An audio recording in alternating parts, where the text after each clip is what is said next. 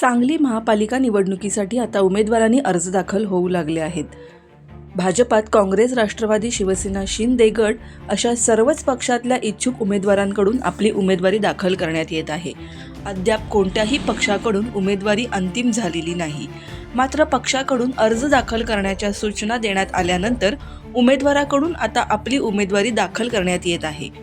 काँग्रेसचे शहर जिल्हाध्यक्ष राजेश नाईक यांच्यासह माजी भाजपाचे माजी सभापती धीरज सूर्यवंशी यांनी आपली उमेदवारी अर्ज दाखल केला आहे.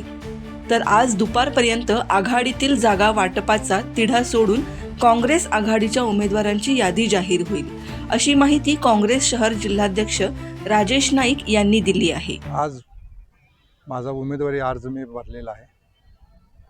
पक्षाची उमेदवारी आणि AB फॉर्म आता दुपारनंतर चालू होतील. त्यानंतर मुहूर्ताचा वेळ साधून उमेदवारी अर्ज भरलेला आहे. पक्षाची आणि आमची राष्ट्रवादी काँग्रेस पक्ष यांची आता बैठक चालू आहे. त्या बैठकीमध्ये निर्णय होईल आणि त्यानंतर AB फॉर्म सर्व उमेदवारांना दिले जातील.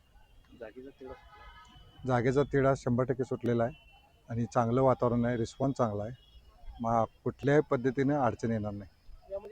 शिवसेना उद्धव ठाकरे गटाला काही जागा देण्यात आलेली ती चर्चा चालू आहे. नेते मंडळीच्या वरिष्ठ स्तरावर ते होऊन जाते.